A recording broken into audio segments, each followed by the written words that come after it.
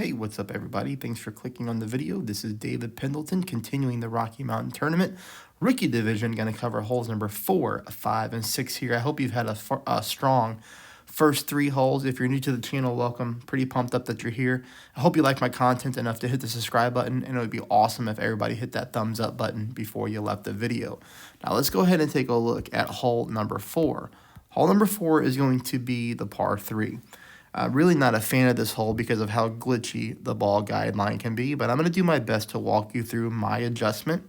I'm going to go 1 bar of side spin to the right with about 1.2 bars of backspin, as you can see right here. I put the spin on before trying to find my landing position. When it comes to the landing position, I am offsetting to the right-hand side of the pin. Okay, so if you take a look at, my Sniper 10 rings, most of the yellow ring is in the rough. You can see just a little bit of it sticking on the fairway. You can see the ball guideline right here on the right-hand side of the hole. And really the very end of the ball guideline would be in that lighter dark green square. So the hole is in a dark green square. To the right of the hole is a lighter dark green square.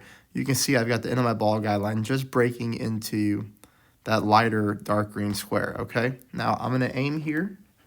Take my shot. I hit a perfect ball and super unlucky on this roll here.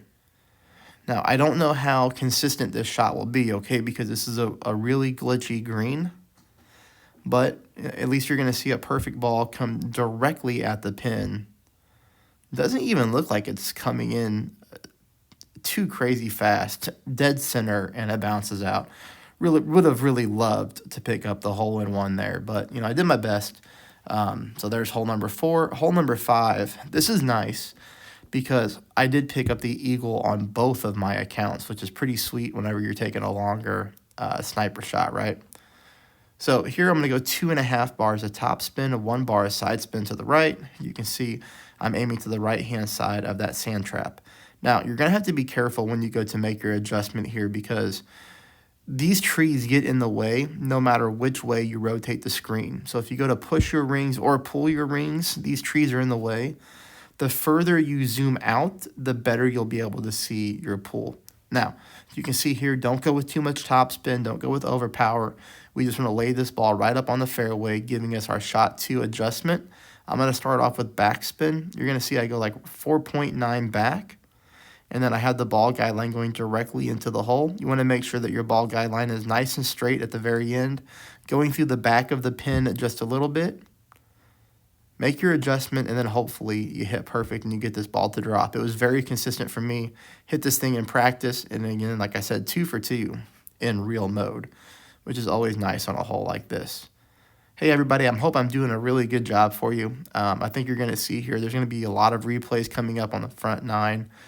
With just a ton of drops and great approaches.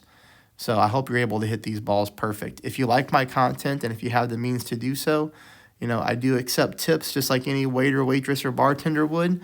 I always put the link to my PayPal in the comments below. And trust me when I say I'm truly grateful for anything that comes in. Okay, let's talk about hole number 6 here. With a berserker trying to go to the left-hand side and over those rocks and through that thick rough, I couldn't get a berserker there. Even with a perfect ball, I was still coming up a few inches short of the fairway. So unless you have like a power 5 ball with topspin boost, you could go to the left. It would be great because you could get yourself into a nice albatross range. But for the rest of us, we're going to have to lay up on the fairway here. So we're going to lay up on the fairway, 0% max. Just going to use a Titan ball. And we're going to go 2 bars of side spin to the left with like 2.5 back. Then we're going to use half a ball of curl to the left-hand side as well.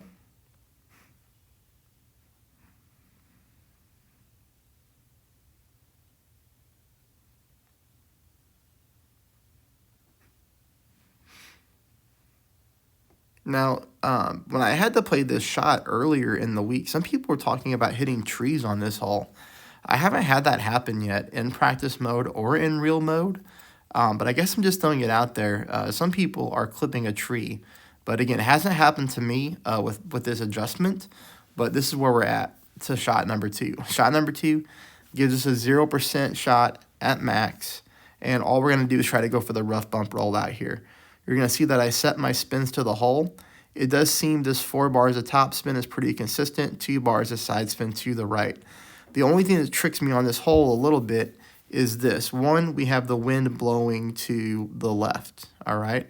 I'm even offsetting to the left here, as you can see.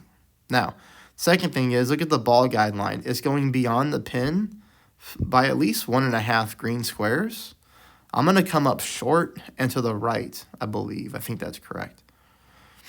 I'm on hole 9 on my accounts, but I forget what happened here. But I'm pretty sure I come up short and to the right, even with almost a 4-mile-per-hour wind blowing to the left.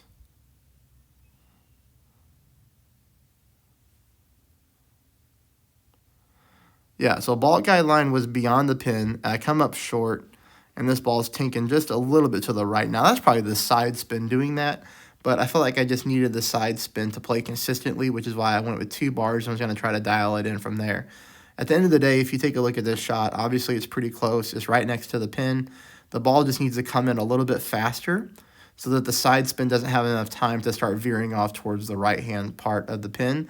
So I would just, the only thing that I would do differently on this shot is I would add like 0.2 top spin. So I would go 4.2 top, 2 bars of side spin to the right, and then take that shot 0% at max. It's going to be a tricky albatross, you know, either way that you go. But, you know, again, hopefully you pick it up. That would be pretty sweet.